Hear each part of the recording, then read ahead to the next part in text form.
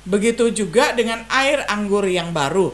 Anggur itu tidak bisa diisi ke dalam kantong kulit yang lama, karena waktu air anggur itu menguap dan udaranya tidak bisa keluar, kantong itu akan menjadi rusak.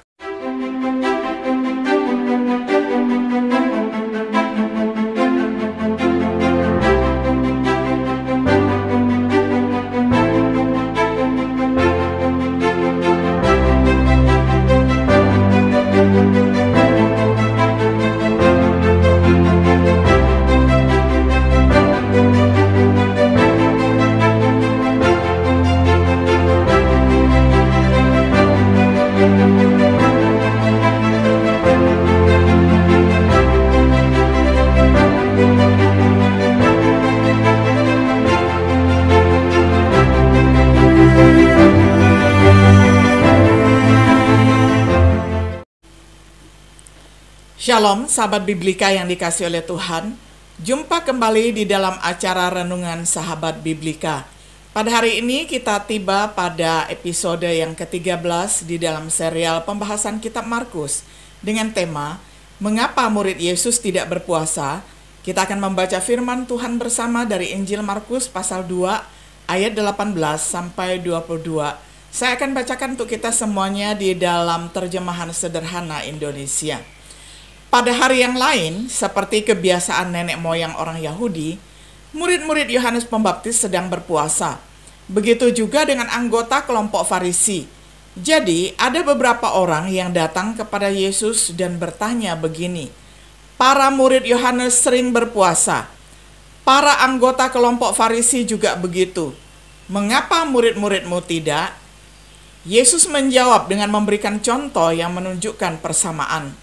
Pasti tidak ada tamu-tamu dalam suatu pesta pernikahan disuruh berpuasa selama pengantin laki-laki masih ada bersama mereka. Begitu juga selama aku masih bersama murid-muridku, mereka tidak akan berpuasa. Tetapi coba kalian pikir, apa yang akan terjadi kalau pengantin laki-laki dibunuh oleh musuh-musuhnya? Hal itulah yang akan terjadi dengan aku. Dan pada waktu itulah murid-muridku akan berpuasa sebagai tanda berduka cita. Lalu Yesus memberi 2 contoh lagi kepada mereka. Kalau orang punya baju lama yang sudah robek, dia tidak bisa menambal baju itu dengan kain yang baru, karena kalau baju itu dicuci, kain baru yang ditambal itu akan mengecil dan akan membuat bagian yang robek itu tambah robek lagi. Begitu juga dengan air anggur yang baru. Anggur itu tidak bisa diisi ke dalam kantong kulit yang lama, karena waktu air anggur itu menguap dan udaranya tidak bisa keluar, kantong itu akan menjadi rusak. Akhirnya air anggur akan tumpah dan kantong kulit itu dibuang saja. Karena itu, air anggur yang baru harus diisi ke dalam kantong kulit yang baru juga. Sampai demikian jauh pembacaan firman Tuhan dari Injil Markus 2 ayat 18 sampai 22. Sahabat Biblika yang dikasihi oleh Tuhan, sifat pelayanan Yesus menarik perhatian banyak orang. Dia menyembuhkan orang sakit, mengusir setan, dia melakukan perjalanan dari kota ke kota, berkhotbah di sinagoge. Perhatian para pemimpin agama mengarah pada pengamatan yang ketat, seperti ketika para ahli Taurat mempermasalahkan klaimnya untuk mengampuni dosa.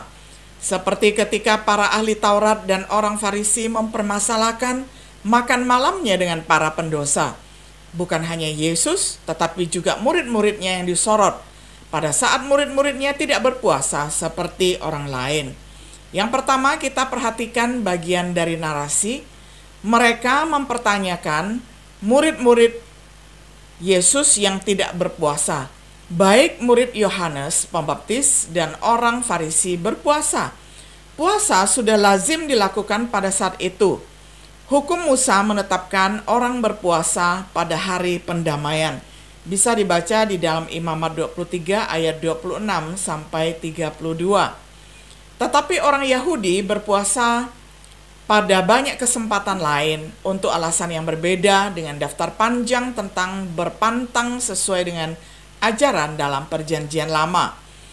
Pada abad pertama, banyak orang Yahudi berpuasa 2 kali seminggu, seperti yang dicatat oleh Lukas 18 ayat 12, ini adalah doa salah seorang Yahudi. Saya berpuasa 2 kali seminggu dan saya memberikan perpuluhan dari seluruh penghasilan saya. Karena kebiasaan berpuasa sangat umum, maka timbullah pertanyaan, mengapa murid-murid Yesus tidak berpuasa? Sekarang kita mau melihat tanggapan Yesus tentang puasa. Yesus pertama-tama memberi ilustrasi tentang sahabat dan mempelai laki-laki. Sahabat-sahabat mempelai laki-laki tidak akan berpuasa selama mereka bersama-sama. Itu adalah saatnya untuk berpesta. Ketika mempelai laki-laki dibawa pergi, maka pada saat itulah mereka akan berpuasa. Dia kemudian memberikan ilustrasi tentang kantong baru dan anggur baru. Kalau orang punya baju lama yang sudah robek, dia tidak bisa menambal baju itu dengan kain yang baru. Karena kalau baju itu dicuci, kain baru yang ditambal itu akan mengecil dan akan membuat bagian yang robek itu tambah robek lagi. Begitu juga dengan air anggur yang baru. Anggur itu tidak bisa diisi ke dalam kantong kulit yang lama. Karena waktu air anggur itu menguap dan udaranya tidak bisa keluar, kantong itu akan menjadi rusak. Penjelasan Yesus ada 2. Pertama adalah tidak pantas bagi murid-muridnya untuk berpuasa sementara dia bersama mereka.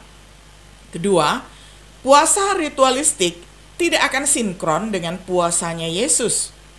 Semua orang yang melihat kejadian itu menjadi heran sekali, lalu berkata satu sama lain, "Wah, luar biasa. Ini suatu ajaran yang baru. Orang ini mempunyai kuasa sehingga roh-roh jahat taat kepadanya."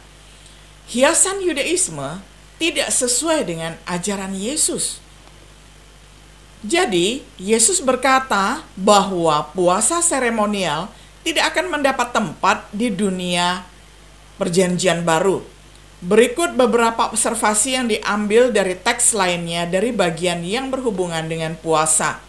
Hal yang kedua, kita belajar tentang beberapa observasi. Yang pertama, Yesus menunjukkan muridnya akan ada saatnya berpuasa.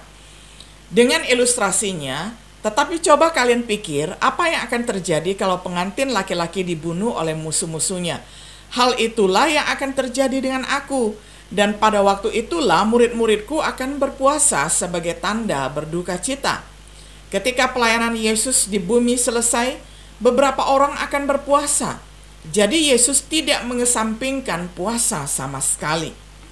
Dia mengajarkan puasa yang menyenangkan Allah.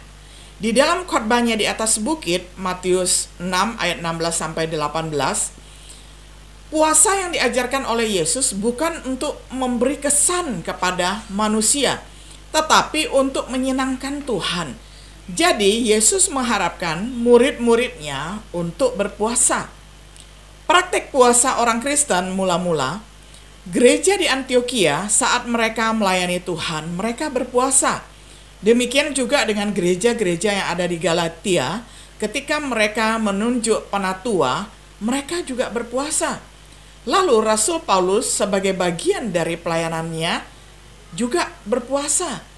Lalu suami dan istri dengan persetujuan bersama itu juga boleh berpuasa. Saat diiringi dengan ibadah, puasa berfaedah untuk umat Kristen. Tepat untuk berpuasa hari ini. Kapanpun keadaan memutuskan untuk memohon pertolongan Tuhan, membutuhkan pertolongan Tuhan, puasa itu mungkin kesempatan pada kebutuhan perseorangan. Misalnya saat menghadapi pencobaan yang sulit, seseorang boleh datang berdoa puasa di hadapan Tuhan. Atau saat seseorang pribadi ataupun individu menghadapi sakit penyakit yang serius dari orang-orang yang dicintainya, silakan berdoa puasa yang serius di hadapan Tuhan. Dan kemudian juga ada puasa-puasa pada kebutuhan jemaat, seperti pada saat mengangkat penatua ataupun badan pengurus jemaat ataupun majelis. Pada saat ini mari kita berdoa puasa. Seperti saat mengutus misionaris, mari kita berdoa puasa di hadapan Tuhan. agar mengutus misionaris yang tepat dan di tempat yang tepat. Kapanpun keadaan menuntut banyak doa, mari kita berpuasa. Bukankah Tuhan lebih mungkin menjawab doa kita jika kita mendoakannya dengan tekun? Bukankah Tuhan lebih mungkin menanggapi jika kita berpuasa dengan cara yang benar? Bukan sebagai ritual seremonial, tetapi sesuai dengan kebutuhan kita. Kesimpulannya, pandangan tentang puasa biasanya berlebihan. Beberapa orang telah meninggikan puasa religius melampaui semua kitab suci dan alasan, dan sebagian orang sama sekali mengabaikannya. Beberapa orang menganggap puasa tidak perlu, sesuatu yang bisa diabaikan. Sebagian orang lain berpikir itu harus terikat sebagai masalah iman seperti baptisan. Dari studi singkat hari ini kita telah mengamati ada tempatnya untuk berpuasa, tetapi praktiknya tidak perlu ritualistik. Bagi murid Kristus, puasa diserahkan terutama kepada kebijaksanaan pribadi. Jika dipahami dan dipraktikkan dengan benar, puasa bisa menjadi sesuatu yang berharga di dalam spiritual formation ataupun disiplin rohani. Puasa adalah sebuah cara untuk merendahkan diri di hadapan Tuhan. Bila digabungkan dengan doa, caranya untuk memohon pertolongan Tuhan, kita melakukannya dengan baik untuk mempelajari subjek puasa dengan cermat. Sayang sekali bila kita memiliki alat rohani di tempat kita, namun dibuang dan tidak digunakan oleh murid Kristus. Sahabat Biblika yang dikasihi oleh Tuhan, kita melihat ajaran Yesus sangat clear bahwa dia tidak melarang muridnya untuk berpuasa. Tetapi kita sudah melihat bagaimana cara Tuhan Yesus menjelaskan, dan saat ini setiap diri kita dipersilakan dan sesuai dengan kebutuhan kita dapat berpuasa. Sehingga dengan demikian, marilah kita kalau berpuasa bukan untuk sekedar seremonial, tetapi untuk mendisiplinkan rohani kita. Biarlah perjalanan rohani kita mengalami kemajuan sehari demi sehari bersama dengan Tuhan. Kiranya Tuhan Yesus memberkati kita semuanya. Shalom.